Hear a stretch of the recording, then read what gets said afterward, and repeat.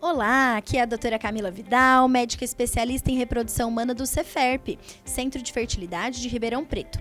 Seja bem-vindo ao podcast Papo de Tentante, um espaço onde compartilhamos informações sobre o universo das tentantes em busca do tão sonhado positivo. Aqui você poderá compartilhar suas experiências, se inteirar sobre os assuntos de reprodução assistida e ainda conferir relatos de mamães que já passaram pelo tratamento e tiveram seu positivo. Você também poderá conferir novos episódios quinzenalmente e assistir ao episódio em vídeo pelo YouTube do Ceferp. Vamos ao episódio de hoje? Olá, sejam bem-vindos, um outro episódio do Papo de Tentante. Tava com saudade, fazia um tempo que a gente não vinha conversar, né? É verdade, doutora Camila, né? Desde outubro que a gente não conversa, né? Que bom estar aqui de novo com vocês. Fico muito feliz, viu? E, bom, pra quem não te conhece, vou te deixar primeiro à vontade para se apresentar. Então, eu sou Heloísa, sou psicóloga. Eu tenho já trabalhado junto com os doutores da clínica há alguns anos, né? Verdade. Então, eu faço todo o acolhimento das pacientes e dos casais que desejam fazer um acompanhamento, ou às vezes uma única consulta, né, com psicóloga, e tem sido muito legal, né, doutora Camila? Assim, Com certeza. porque temos tido a possibilidade aí de fazer algumas sessões e isso sempre tem um efeito muito bom, inclusive nesse tema ansiedade de hoje, né? Pois é, né? Já antecipando, hoje a gente vai falar sobre isso, né? Ansiedade no tratamento, ansiedade na programação do tratamento. O que a gente faz para controlar? Porque eu acho que não tem como ela não aparecer, né? É inevitável, né?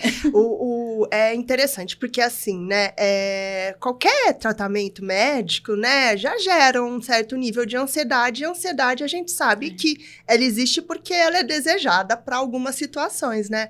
A ansiedade faz a gente pensar mais rápido, tomar atitudes, né? Enfim, sair às vezes de uma procrastinação. Então, uma certa quantidade de ansiedade, ela é fundamental, né, para a vida da gente. Se a gente não tivesse ansiedade, seríamos pessoas procrastinadoras, possivelmente. Não tinha pensado nisso. Porque pra quem não sabe, eu sou extremamente ansiosa. Eu fiquei até reconfortada de ouvir isso. Sim, é lógico que tem pessoas com perfis mais e menos ansiosos, né?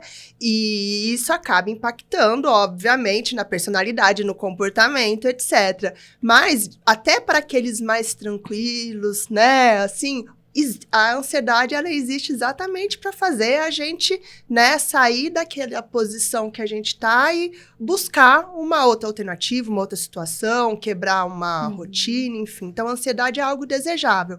Mas, às vezes, ela passa um pouquinho da conta. E quando se trata de tratamento médico, né, ela sempre tá ali, né? Porque é um médico, exame, uma série de coisas. Então, já é algo comum, né? Tanto que a gente conhece a famosa, como é que chama? A pressão alta que acontece no do médico. jaleco branco, hipertensão do jaleco branco, né? Só de ver um jaleco branco, a ansiedade já sobe e a pressão também. É verdade. E falando, né, em tratamento médico, eu acho que é bem isso, assim, é uma das sensações, uma das situações que deixam a gente muito vulnerável, né? Exatamente. A gente fica exposto, porque assim, o nosso corpo, às vezes até as nossas emoções, né? Porque a gente tem que abrir isso e trazer, né? Não adianta a gente ir no médico e mentir que não tá sentindo, ou não tá pensando, ou não tá acontecendo tal coisa. Porque aí a gente não tá... Pra que a gente foi no médico, né? Se a gente não se abre. E ao se abrir, a gente se fragiliza, né? Porque se a gente tá no médico, a gente tá trazendo uma fragilidade nossa. E aí, sempre que a gente tá mais fragilizado, né, ou numa situação de vulnerabilidade, a gente fica um pouco mais ansioso. Então, é esperado. Mas eu acho que o tratamento para reprodução acaba que ele tem algumas peculiaridades que tornam ele mais ansiogênico, né? Ele é longo, né? Você não resolve em 7 dias, que nem um tratamento para dor de garganta com antibiótico, né? É longo, é imprevisível, é cheio de altos e baixos, né?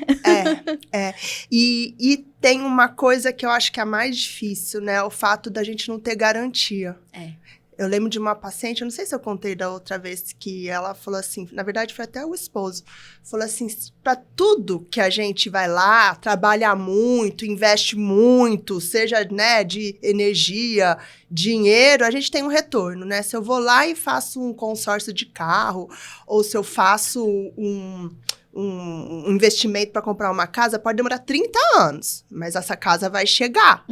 E o tratamento a gente não consegue dar, né, essa garantia. Então, é muito investimento, né, físico do corpo, da mulher principalmente, mas às vezes do homem também, né?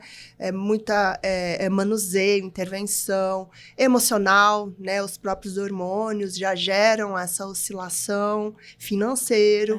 E mesmo assim a gente não tem a garantia. Então, isso faz com que a gente acrescente camadas de mais ansiedade numa situação que ela já é ansiogênica.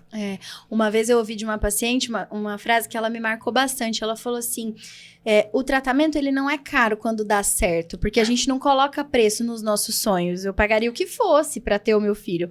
O problema é que a gente não sabe se ele vai dar certo, né? E quando ele vai dar certo. E eu acho que isso torna também tudo mais difícil, né? E o problema dessa ansiedade é quando ela paralisa, né? Assim, ou paralisa, ou quando ela interfere muito, né, na nossa qualidade de vida. É o que você falou, né? Até um certo nível é saudável, né? É um sentimento. Posso falar que é um sentimento? É uma emoção. É uma emoção. É uma emoção que traz ali o seu lado bom, mas que quando em excesso vai trazer, né, um prejuízo para a nossa vida, né? E nos tratamentos a gente lida com um planejamento, eu acho que envolve muito outras pessoas. Não sei se isso interfere na sua visão também na ansiedade, porque assim, às vezes quando a gente vai programar, planejar uma gestação, aí a gente já começa a contar para as pessoas, contar para o pai, contar para a mãe, para os amigos mais próximos, e aí vem 1 mês, aí vem 2 meses, aí todo mundo, e aí, como tá o bebê? E aí, esse bebê não vai chegar? E aí eu acho que essa cobrança externa piora, né? Muito, muito. Tanto que, assim, quando o casal chega, né, a paciente chega dizendo que contou e que sentiu essa pressão vindo de fora, porque também, assim, tem 2 tipos de ansiedade, vamos dizer assim, aquela que naturalmente, né, a gente tem, então, por exemplo, luta ou fuga, né, instinto, pegou fogo, eu saio correndo, né, é um instinto, é a ansiedade me botando pra correr, né, eu tô preocupada com o exame, aqui meu corpo se prepara, né? Eu vou no médico e tenho a pressão alta do jaleco branco, a interna. Mas tem aquela que é a pressão de fora, né? Então, às vezes, eu até tô boa, tô tranquila, tô lá, já me programei, me organizei, sei que eu vou ter que esperar 14 dias para fazer o exame do beta, mas aí ficam perguntando. Então, isso aí, né, a ansiedade do outro começa a interferir, a fazer com que a nossa ansiedade também fique mais descontrolada, né? Então, muitas vezes, numa situação dessa, quando surge, né, essa questão, eu costumo orientar para planejar de uma forma, né, que não dê as datas precisas, né? Olha, eu vou fazer... Não, estamos no tratamento, estamos investigando. Óbvio que ter uma ou outra pessoa de confiança para contar, para poder dar uma ligada, desabafar, falar, eu tô muito ansiosa. É bom, mas também eu até oriento para já falar para essa pessoa, olha, às vezes é uma irmã, uma prima, uma amiga, vou te contar, escolhi você, vou fazer, vai ser tal, e eu escolhi porque eu sei que você, né, vai me acolher, eu vou poder ligar, mas vamos combinar de você não ficar me perguntando, deixa que eu mando mensagem, não fica me perguntando, porque isso já basta a gente lidar com a nossa, com a do casal, com a do, né, com a do marido, companheiro, companheira, de quem, que né, às vezes enfim, lida da de esposa. forma diferente já, né?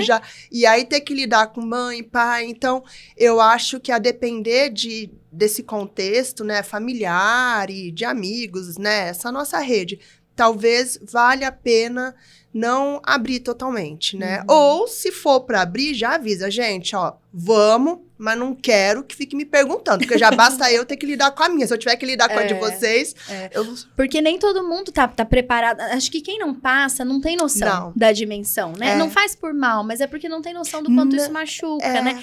Eu passei por uma situação que eu achei interessante, assim. Eu tava conversando com uma pessoa, eu sabia que ela tinha uma pessoa na família que tava lidando com a infertilidade, né? Mas a gente tava conversando de outros assuntos, né? De coisa de casa.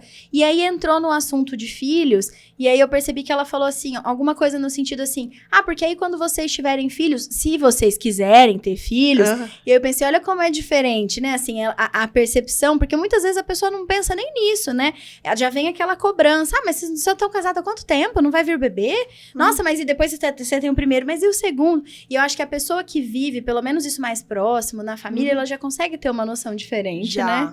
Já. Nossa, e te escutando, me lembro muito da situação que eu acho que as pessoas... isso chega muito no consultório, assim, nas conversas, né? Das pessoas que estão fazendo tratamento, não abriram para todo mundo, mas as pessoas da família ficam nessa cobrança. Escuta, vocês não vão ter filho? Vocês não vão engravidar? Você tá ficando velha. Ou seja, a pessoa já tá lidando com a infertilidade, às vezes há mais de ano, né? Muitos anos, só não abriu e tem que escutar. Então, olha só, né? A gente já tem que escutar numa situação como essa, mesmo quando a gente não abre, né? Imagina abrindo, aí às vezes fica mais difícil. Então, você vê, não tem uma regra, é caso a caso. Mas de uma maneira geral, dar uma escolhida para quem contar costuma ajudar, né? Ter alguém de confiança e já combinar, não fica mandando mensagem de sim, de não, perguntando se eu tô sentindo alguma coisa, porque já basta eu, né? E aí combina, olha, no dia do exame eu vou contar, etc. E até você comentando, eu lembrei recentemente, acho que foi a Jennifer Aniston, né? Que falou justamente sobre isso, né? Então, assim, o quanto ela tava passando, acho que foi ela, né? Se eu não me engano. Foi, porque ela passou, ela fez muitas tentativas, e que todo mundo falava, mas ela não quer ter filhos, porque ela não tá pensando nisso, deveria estar pensando, e mal sabiam as pessoas o que tava por trás, né? E várias outras pessoas famosas já contaram isso depois que conseguiram engravidar, né? Sim. Então, acaba sendo até, de certa forma, cruel essa cobrança, né? Porque a gente não sabe da realidade da outra pessoa, né? Exatamente, né? Agora, a gente falou um pouquinho, né, dessa questão da ansiedade, de quando a gente fala do diagnóstico da infertilidade, da gente passar na consulta, essa questão que você comentou da parte física, eu acho muito importante, assim, falando como médica, quando eu me vi no lugar de paciente para fazer um ultrassom transvaginal, para fazer um exame de ressonância, eu me senti tão frágil, foi uma coisa que para mim foi tão invasiva que a gente consegue entender, né, do outro lado. E agora entrando um pouquinho na parte do tratamento, né? Quando a gente fala na programação de um tratamento, olha, eu passei na consulta, eu tive ali a indicação, e aí vem aquele momento, né, de meu Deus, e agora eu vou começar, o que eu posso fazer? O que a gente pode falar, assim, para essas pessoas que estão na fase de programar um tratamento? Então, acho que isso é sabido, né, na grande maioria aí das áreas que envolvem saúde, tratamento, né, que quanto mais conhecimento, informação a gente tem, melhor a gente lida com isso, né? Mas eu não vou pôr ponto, eu vou pôr ponto e vírgula, porque o excesso de conhecimento também é super ansiogênico. Então, assim como não ter a informação gera ansiedade, porque a gente não sabe qual é o caminho que a gente está seguindo, na contrapartida, quando, por exemplo, a gente tem profissionais da saúde que trabalham na área, o excesso de conhecimento, às vezes, é mais ansiogênico do que a falta. Então, a gente precisa lidar com essas diferentes situações, né? Eu acho que, então, primeiro, conseguir ter acesso à informação. Aí, nesse sentido, eu sempre oriento muito que o casal possa chegar para a consulta com uma lista de perguntas, né? E ainda que eles não tenham tantas perguntas no início, né? Numa primeira consulta, porque é tudo novo, depois que sai da consulta, todo mundo vai pesquisar, né? A gente sabe que se tem um público que pesquisa informação, é o público que está fazendo tratamento, e tem muito canal com informação. Então, talvez num próximo retorno, né? Que seja na transferência, enfim, que chegue com as perguntas e dúvidas, né? Porque isso é importante até para se programar. Eu costumo, né, orientar, e é uma coisa que tem dado muito certo, né? De programar essas 4 semanas, vamos supor que vão durar 4 semanas ali, entre preparação, indução, captação, transferência e aguardar os 14 dias, né? Então, Nos primeiros 14, né, ou enfim, nesse período pré-transferência, ainda tem várias coisas para serem feitas, né, vários protocolos para se seguirem, e esses protocolos ajudam um pouco, né, a gente se concentrar no que precisa fazer ali naquele dia, depois no outro, a medicação, ultrassom, isso, mas naqueles 14 dias que antecedem o beta, a mulher vai para casa, o casal vai para casa, cruza os braços e fica aguardando. Isso é difícil. E isso é muito difícil, né? E aí entram os medos, né? Será que eu posso fazer exercício? Será que eu posso usar tal medicação? Será que eu posso usar tal produto? Será que passei nervoso, né? Será? E fiquei gripado, tive Covid. Então, muitas coisas acontecem nesses 14 dias. E que não saber o que pode, o que não pode, gera ansiedade. A outra situação é que muita gente para a vida. Exatamente. E esse é um ponto que eu acho que vale a pena a gente falar, né? Porque eu entendo, e é o arroz com feijão, né? No consultório, quando a gente fala de pacientes em tratamento, né? De reprodução assistida. Por quê? Porque dado que é tanto investimento, tanto, de uma certa maneira, um desgaste, né? E expectativa, a vida fica orientada no aguardo, esperando o dia do positivo, né? Então, tudo fica parado. E isso é ansiogênico, porque assim, vamos viajar? Melhor não, porque a gente precisa do dinheiro, porque vai que eu tô grávida, porque não sei o quê.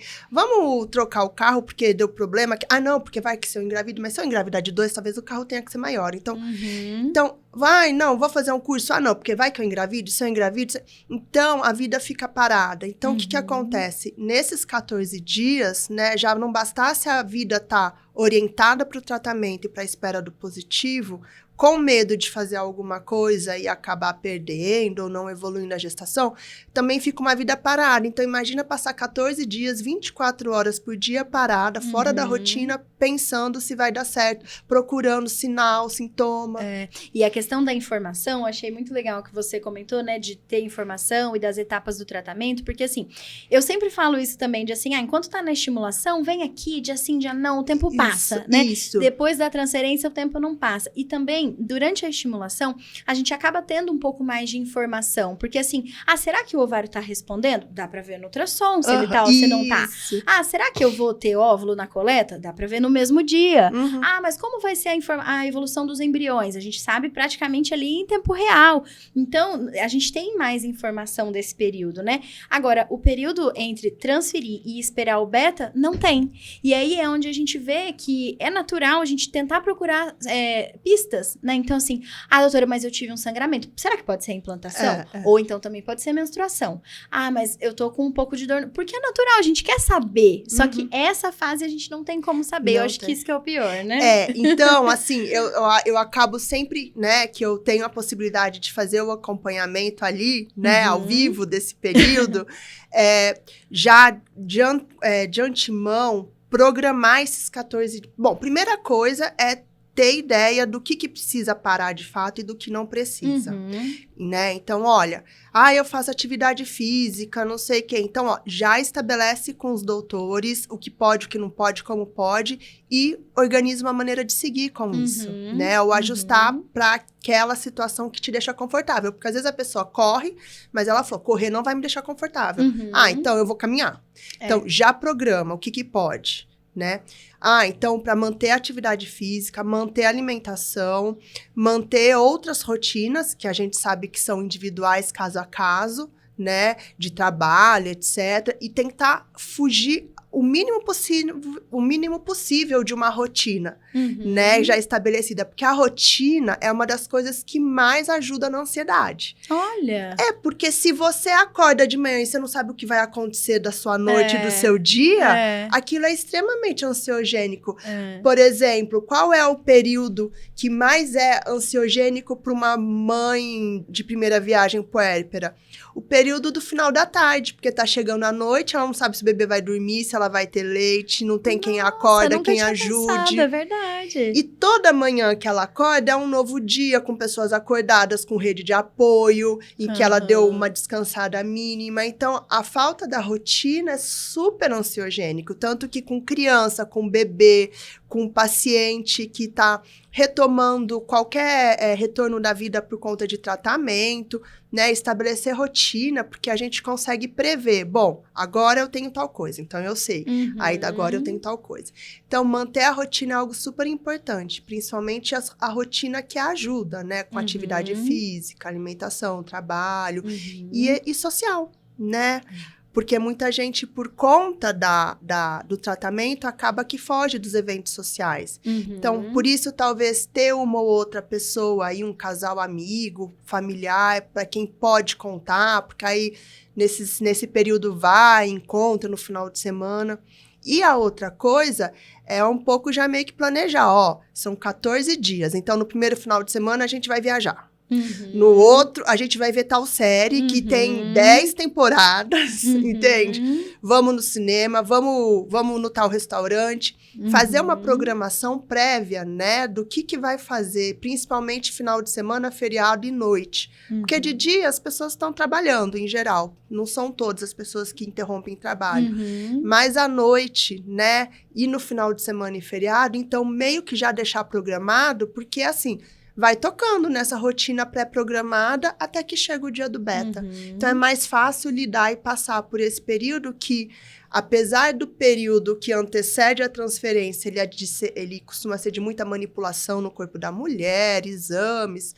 As mulheres relatam, e os casais, né, relatam, que o período que antecede o beta é o pior, emocionalmente. Né? Ninguém mexe no corpo dela, mas ele é emocionalmente muito mais pesado do que aquele outro. Por conta desse compasso de espera e disso que você mesma falou, né? Não tem controle, eu não sei o que tá acontecendo durante 14 dias dentro do meu útero. E é isso que é difícil, porque aí você, faz um exame adiantado. Puxa, deu negativo, mas será que é porque tava adiantado ou será que não? Aí teve um sangramento, aí repete. Mas às vezes não deu tempo dele subir. Nossa, é muito difícil, né? E o que você falou de buscar informação, então conversar com os profissionais, né, que estão acompanhando, eu acho que é fundamental a gente falar também para conversar diretamente com a equipe que te acompanha, né? Porque no começo você falou uma questão da disponibilidade de informações, né? E isso é verdade. Eu lembro no começo da pandemia, né, que a gente tava todo mundo, né, muito, meu Deus, o Covid, o que vai acontecer? E todo mundo entrou, a maioria pelo menos, né, num grau de ansiedade além do habitual. E aí eu lembro que eu vi não sei se foi um comentário ou se alguma amiga falou, não me lembro. Mas era bem no início da pandemia e era assim, olha, nesse momento, se você fizer 10 horas de pesquisa ou 10 minutos, todo mundo vai saber a mesma coisa. Porque ninguém sabe nada praticamente do Covid. Verdade. E aí, na hora que eu li aquilo, eu falei, nossa, é verdade, não adianta ficar lendo onde tem mais, onde tem menos. Lógico, a gente tem que se informar, mas sem exagerar, né? Que foi o que você falou. E na fertilidade, né, nos tratamentos, é a mesma coisa, porque a medicina como um todo, acho que a saúde como um todo, né, mas falando especificamente da reprodução humana, ainda tem muita coisa nova, né? Então, assim, muito da implantação a gente não conhece, muitos exames a gente ainda não sabe o real benefício, né? Então, se a gente quiser procurar a vertente que a gente quiser seguir, a gente vai achar algum lugar para ler, né? E às vezes, esse tanto de informação, puxa, mas a minha amiga fez esse exame antes, mas eu não fiz, mas o resultado dela estava diferente do meu, mas o endométrio dela tá... E isso também eu acho que vai piorando, né? Então, se a gente puder ter a informação daquela equipe, né, para você poder ficar tranquila e ter a proximidade, acho que ajuda bastante, né? Ajuda. E a gente vê como os protocolos são diferentes, né? Então, tem famílias, casais, né, que vêm de clínicas onde não é recomendada atividade física, né? Exatamente. Já no Cefep, a gente, né, vocês recomendam que seja mantida, principalmente quando é uma pessoa que já tá habituada ali, né? Exato. Então, salvo uma ou outra exceção, né, de uma maneira geral, é para manter a rotina, né? São poucas coisas que é para serem mudadas. Então, quando você conversa com um colega que está uma colega que está numa outra clínica, ou quando você busca a informação na internet, talvez a gente entre nessa categoria do excesso de informação, né? E aí a gente tem que meio que selecionar o caminho que a gente vai seguir, isso é uma outra coisa, né? Quanto mais opção a gente tem, mais ansiosa a gente fica. No dia que a gente... É que nem a gente entrar num restaurante com aquele cardápio de sobremesas maravilhoso. Ai, meu Deus, o que eu vou pedir, né? E entrando nessa questão de seguir a rotina, né? Ou fazer repouso, realmente a gente costuma orientar, né? Olha, vamos seguir o que você já está habituado a fazer, justamente por essas questões, né? De que mudanças no cotidiano às vezes vão trazer mais impacto. Mas uma coisa que a gente sempre costuma falar também é assim, olha, você tem que estar confortável com o que você decidir fazer, né? Porque como a gente não sabe o desfecho lá na frente, se às vezes você não se sente, você corre todos os dias, mas se naquele período você ficou, será que eu devo correr? Será que eu não devo correr? E pega um negativo, a primeira coisa que você vai pensar foi a corrida, né? Então, a gente sempre... Porque assim, a gente fala, olha, quando a gente engravida espontaneamente, a gente não sabe que o embrião chegou, tá seguindo a vida e a implantação acontece. Então, a gente pode fazer dessa forma no tratamento. Porém, o que eu sempre falo, quando a gente faz tratamento, a gente sabe. Quando a gente engravidou espontaneamente, a gente não sabia, né? Então, é a gente se sentir confortável naquilo. Porque a gente sempre vai achar uma pessoa, às vezes, pra contar. Então, assim, mas é porque eu tive uma amiga que ela tentou 3 vezes, só que aí na 4ª vez ela fez repouso e ela engravidou. Aí depois do outro lado também, não, mas na única que eu não fiz repouso, eu engravidei. Então, histórias pra validar os nossos pensamentos, a gente sempre vai encontrar, né? Sim, eu lembro de uma paciente que, assim, já tinha tentado várias vezes, assim, acho que mais de 5 transferências, e se organizava, tirava férias, não sei o quê, nananã, e não vinha, ou vinha e não evoluía, né? Era, assim, não tinha o sucesso. Aí, naquela última transferência, com aqueles últimos embriões que já tinham ficado ali, né? Porque os melhores já tinham ido. Ainda teve alguma situação familiar, de um diagnóstico, assim, de câncer, alguma coisa, né? Que, bom, eu vou transferir, não vou... Bom, já tá tudo marcado, já comecei estímulo de endométrio, transferiu, depois mudou para o hospital para fazer... Tem um bebê de 2, 3, 4 anos. Então, a gente não controla, né? Então, assim, a gente faz o que é possível. É possível, e a gente faz aquilo que é possível no momento, e aquilo que traz tranquilidade, né? A tal da escolha informada. Olha, a informação é essa. Né? O que tem evidência, o que não tem, o que a gente, né, orienta a partir da nossa experiência, porque a gente ainda não existe pesquisa sobre esse assunto. Agora você vai decidir o que você quer fazer a partir disso, né? E cada um vai ajustar. Então, tem gente que vai falar assim, não, eu fiz atividade a vida inteira, atividade oxigena, melhora a circulação, isso vai ser melhor para mim, né? Tem gente que fala, nossa, eu não vou conseguir seguir se eu souber que foi porque eu fiz, né? Ou outras coisas. Então, eu acho que o caminho vai ser sempre, né, os pacientes, o casal, né, chegar ali, não, isso é o que me traz conforto. E o que traz conforto na transferência 1 pode ser diferente na transferência 2, na 3. Exatamente, porque a gente vai mudando, né, ao longo do tratamento. Isso. E sobre isso que você comentou, eu lembrei de uma experiência pessoal também. Eu fui passar num médico, eu de paciente, e a gente, de profissional da saúde, nós somos os piores pacientes, né? Porque é o que você falou, quanto mais a gente sabe, mais a gente fica, mas pode acontecer isso comigo, mas pode acontecer aquilo outro. E aí eu fui e precisava tomar uma decisão de um tratamento que eu precisava fazer. E aí ele me explicou, olha, a gente tem essa possibilidade, a gente tem essa outra, os prós e contras de cada um. Eu pensaria da gente fazer dessa forma. E ele usou uma frase que eu achei muito interessante, assim, que de certa forma a gente já leva na medicina, mas talvez a gente não tenha consciência. Ele falou assim, mas não adianta eu dormir tranquilo. Você tem que dormir tranquila também. Ótimo. E aí, o que a gente vai fazer? Então, eu acho que depois da transferência é a mesma coisa, né? Não adianta eu só falar, não, segue a sua vida, faz tudo, não precisa fazer nada. Se pra pessoa for fazer bem, se ela for dormir tranquila daquele jeito, cada um se conhece, né? Isso. É isso mesmo. E esse, assim, resumindo, né?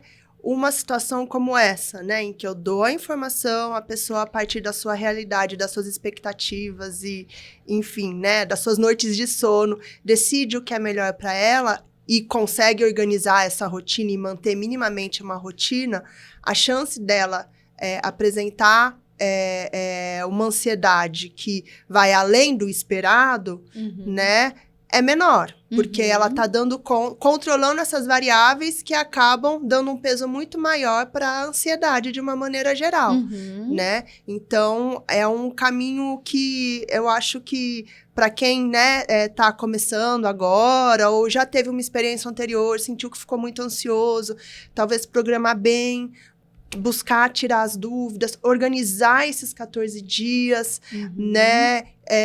verificar se vale a pena contar para todo mundo ou escolher algumas pessoas, porque também não contar para ninguém também é ansiogênico, porque você sofre quieto. E aí você fala, não, meu marido dá conta. Seu marido, sua esposa, também faz parte do casal, também tá ansioso, né? Então, ter alguém para poder falar é muito importante. Mas esses são os casos normais, né? Aí a gente tem os casos que fogem, né? Que já entram numa questão mais, digamos, patológica, né? E aí são outras abordagens, né? E tem como a pessoa, assim, identificar, assim, até que ponto ela pode pensar, não, isso é normal, ou até que ponto é patológico? Tem. Em geral, vamos dizer, eu vou chamar patológico só para diferenciar do normal, né? Mas é porque patológico dá aquele peso, como se fosse uma coisa. Vamos dizer que quando ela foge da habitual, da típica, né?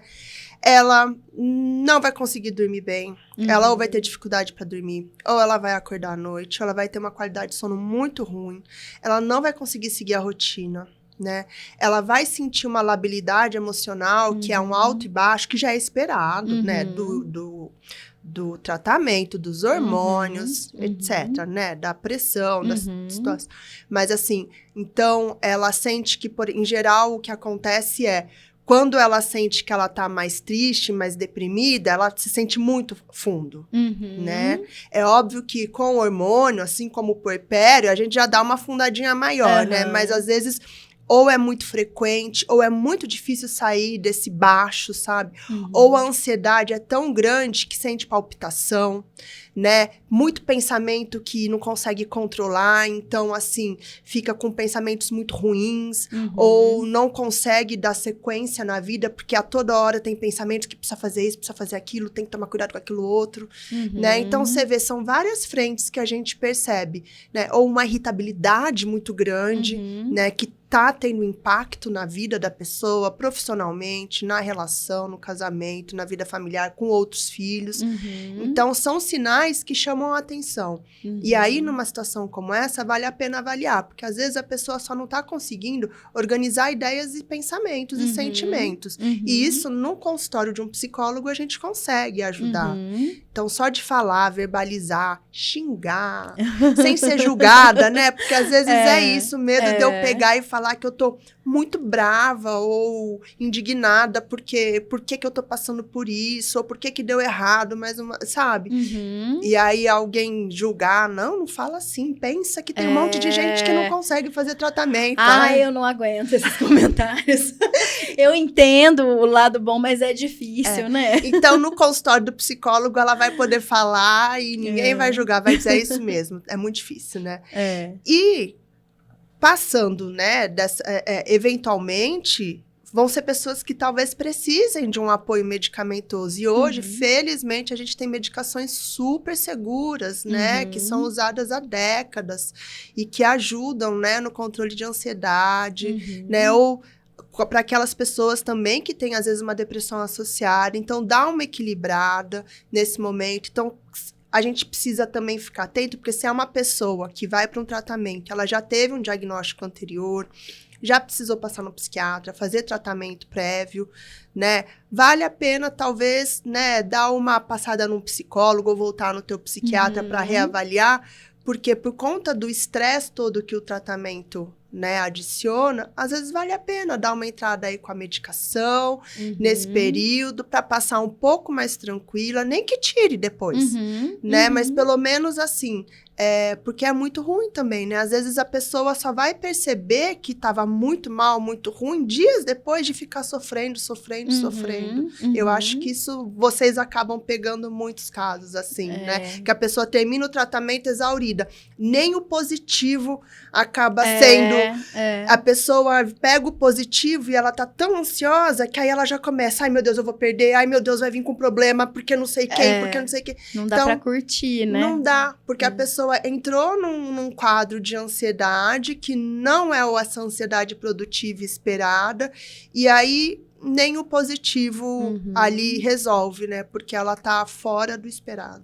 E é o que você falou, que às vezes a gente só vai perceber isso, né? A paciente só vai perceber isso depois que ela sair, porque às vezes o grau de sofrimento, né, é tão intenso que a pessoa não consegue se dar conta, né? A partir do momento que fez um acompanhamento, começou um tratamento, aí ela consegue olhar pra trás, né? Pensar, nossa, isso é o normal, né? Eu tava daquele jeito, né? Então é importantíssimo mesmo ter esse acompanhamento conjunto, né? E você tinha comentado a questão de não contar pra ninguém, de às vezes o quanto é difícil também, né, lidar com isso sozinho. E aí sempre vem aquela coisa de, mas não tô sozinho, tem meu marido, tem minha esposa. E é o que você falou, ele também tá passando pelo tratamento, né? Ela também tá passando pelo tratamento. E isso interfere, né? Assim, a gente percebe que em alguns casos interfere diretamente até na própria relação, né? As pessoas, às vezes, por mais que elas estejam ali juntas no tratamento, mas às vezes os valores podem ser um pouco diferentes, até o próprio valor da maternidade, da paternidade, de como encarar o tratamento. E eu acho que isso, às vezes, pode trazer um pouco de dificuldade no relacionamento também, né? Isso porque a gente tem que considerar que, muito provavelmente, esse casal já vem de alguns anos ou meses em que já estavam com essa preocupação, esperando uma gravidez que não vinha, com uma vida amorosa, né? Uma intimidade prejudicada, né? Pelo... vamos namorar, precisa tem que, né? Então, isso tudo já vai minando, de certa maneira, aquela intimidade natural do casal, né? Despretensiosa, né? Assim, enfim, não ter preocupação, né? Então, já são casais que, em algumas situações, já chegam, né, bastante mobilizados por conta dessa experiência anterior de, enfim, né, ter a sua vida a dois modificada pela espera da gestação e do bebê, ou por perdas, né? Então, a gente já tem ali um casal que tá frágil, né, às vezes. Então, e quando a gente vai para o tratamento, né, as pessoas reagem de forma diferente. É que nem luto, né? Às vezes o casal perde um filho, mas como um e outro vão reagir, é diferente. Um é diferente do outro, né? Para cada um, aquela experiência é diferente, né? A pessoa que gestou, por exemplo, ou que passou pelo tratamento, tá mais vulnerável por conta das intervenções e das medicações do que aquela que não precisou de intervenção nenhuma no corpo, essas coisas todas, né? Então, a gente tem que tomar um pouco de cuidado nesse momento para também olhar o casal como um todo, né? E como que individualmente está cada um. E aí, às vezes, né, o que a gente precisa ajudar esse casal é que eles consigam não só ter os seus espaços individuais, né, de prazer, né? Então, o que me dá prazer? O que minimiza a minha ansiedade? Ou situações que me fazem sofrer, ou que me causam angústia, enfim. E também situações que o casal vivem juntos, né? Então, uma atividade física junto, uma caminhada diária, né, teatro, cinema, restaurante, né? Então, assim, individualmente, cada um tem que conseguir, deveria, né, conseguir ter os seus espaços, porque somos indivíduos e precisamos, né, ter salvaguardado aí, né, esses espaços de prazer, ou, enfim, que nos ajudem, né, a extravasar um pouco a ansiedade, preocupação, medo, etc. E também aqueles que conectam o casal, né, que às vezes já tá um pouco desconectado por conta dessa situação. Eu acho que você já até acabou me respondendo, porque eu ia perguntar justamente isso, assim, o que o casal poderia tentar fazer para passar por isso de uma forma mais leve, impactar um pouco menos, né? O que eu acho que eu só acrescentaria, né, assim, a gente pensando muito no período do tratamento, mas existem aqueles intervalos, né, que a gente sabe que o casal não sabe quando que vai voltar, se vai voltar, seja por uma questão financeira, seja porque tá um pouco exausto, né? Seja por qualquer situação. Então, segue ali a questão, né, da infertilidade, da espera da gestação, né? Mas naquele momento não vai ter tratamento, né? Então, o que acontece numa situação como essa, né? É muito difícil, porque eu nem vou fazer o tratamento e dar a chance de engravidar, né? Mas eu também não me identifico mais com esse casal que é um casal que não tem filhos, porque já tá toda a minha vida orientada para isso.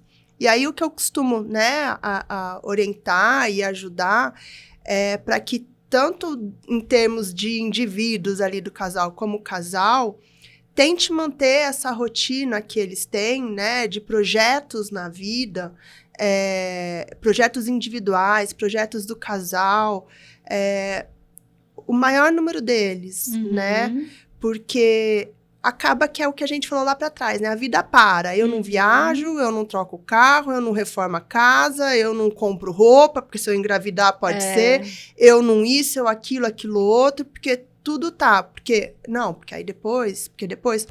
E se a gente for pensar, são poucas as coisas que a gente não pode fazer estando em tratamento e grávido, né? Dá para viajar, dá para... né, fazer uma reforma ali mínima, dá para comprar roupa num lugar mais barato, então, enfim.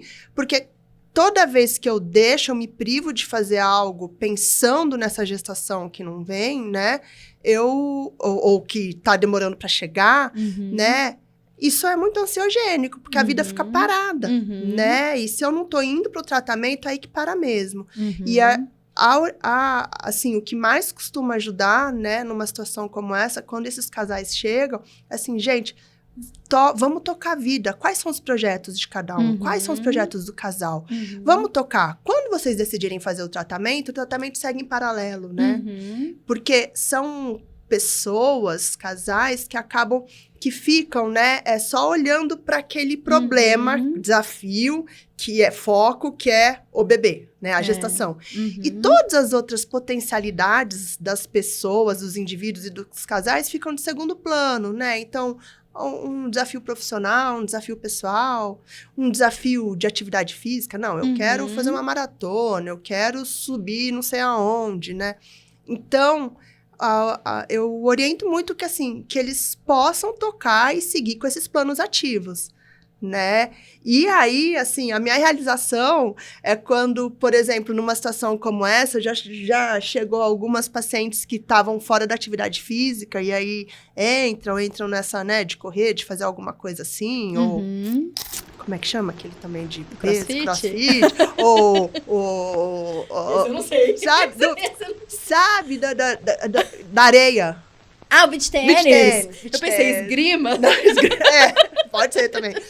Mas que tava, assim, naquele compasso de não, porque eu não posso correr se eu tiver grávida, vai que eu transfiro, vai que não sei o que, ou isso, aquilo, ou eu não posso viajar, porque, né, eu vou fazer, enfim. E aí, quando chega no consultório e fala assim, então, sabe que eu cancelei a transferência esse mês? Por quê, né? Porque tem uma prova de corrida, porque surgiu uma viagem. E aí eu falo, agora tá indo bem, porque agora o tratamento tá do mesmo tamanho de todas as outras coisas da vida desse casal e dessa pessoa. Essa pessoa correr, essa pessoa fazer um campeonato de beach tênis, essa pessoa querer viajar pra não sei aonde, é tão importante quanto ter um filho, né? Então, agora as coisas estão bem para seguir juntas, né? E é isso, porque senão você fica parada, aí você vai pro tratamento, vem um negativo ou um positivo que não evolui, a vida acaba.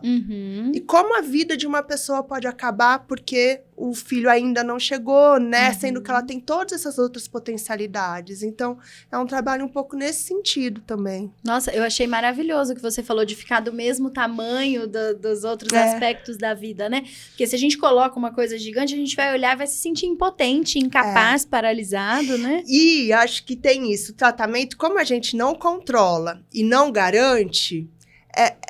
eu vou falar assim, é uma sacanagem a nossa, né, esse ser o nosso único projeto, porque se a gente não controla, apesar de a gente fazer tudo e vocês fazerem tudo, e se a gente não consegue dar garantia, a chance de eu me frustrar existe, ao contrário de que, se eu quero viajar, se eu quero correr uma maratona, se eu quero dançar no festival de balé de ponta, vamos supor que é meu sonho de menina, e eu vou lá, né, eu me exercito, eu trabalho, eu me esforço, a chance de eu chegar e conseguir conquistar algo, porque... é muito grande, né? Se eu me empenhar, eu faço uma maratona, eu faço uma aula de ponta, eu viajo para a Índia para fazer não sei o quê, porque eu consigo, né? Se eu tiver os recursos para isso, eu invisto e é um projeto que se eu não concluo, eu chego muito perto. A gestação é um projeto que existe mas que mesmo a gente fazendo tudo, a gente não garante. Então, assim, é muito frustrante ele ser o único projeto da nossa vida. Sim. Então, a decepção é muito grande, né? Então, ter projetos paralelos, né? Uma pós-graduação, uma viagem para fazer um curso de línguas, qualquer coisa, né? Aprender um artesanato, alguma coisa. Isso, né, a gente se coloca um desafio que a gente dá conta. E quando a gente conclui desafios e projetos, é muito bom, porque a gente fala, ai, deu certo. Nossa, maravilhoso, eu gostei bastante, é isso que mesmo. Bom, acho que era isso que a gente tinha pra conversar. Se deixar, a gente vai ficar aqui a tarde inteira. Não é? E amanhã ainda é feriado? Então. Daqui a pouco a gente começa um happy hour, né? Mas queria agradecer mais uma imagina. vez a sua presença, a nossa conversa. Queria convidar vocês, né, se tiverem alguma dúvida, alguma sugestão pra gente poder conversar com a doutora Heloísa, que mandem pra gente, que ela prometeu voltar. Eu volto, gente. Manda as dúvidas, se for alguma coisa que eu não sei, eu vou estudar e eu venho aqui. Você vê que a gente é boa de conversa, então. Né? Da próxima vez a gente marca 5. Boa. Que aí já estende, né? Já estende. Troca o café. Joga o café, isso. Bom, e queria convidar vocês também para que... eu acho que a gente quis, né, trazer esse tema porque é muito importante, é muito relevante para quem tá passando por essa situação, passando ou não pelo tratamento, mas pelo diagnóstico, né, da infertilidade. Então, manda esse episódio para aquelas amigas que você sabe que estão passando por isso, né? Ela não vai ficar chateada só por você mandar, né? Como uma forma realmente da gente tentar mostrar, né, outras formas de ver, né? Entender tudo isso que a doutora Heloísa falou, pra gente poder se reerguer e seguir com o projeto do tratamento e o projeto da vida seguindo junto, né? Isso. Esse é o mundo, assim, ideal, né? Que eu acho que é o que a gente consegue ver que os casais estão bem, ansiedade mais, né, ajustada aí para os níveis normais esperados. Perfeito, muito obrigada mais uma vez, viu? Obrigada pelo convite. Tchau, gente. Obrigada por assistir ao Papo de Tentante. Para enviar seu relato, dúvida ou sugestão, mande um e-mail para papodetentante@ceferp.com.br. Aproveite e acompanhe o Ceferp no Instagram e no YouTube para ficar por dentro das novidades. O conteúdo deste podcast é meramente informativo e não substitui uma consulta com um médico especialista. Te vejo no próximo episódio. Até lá!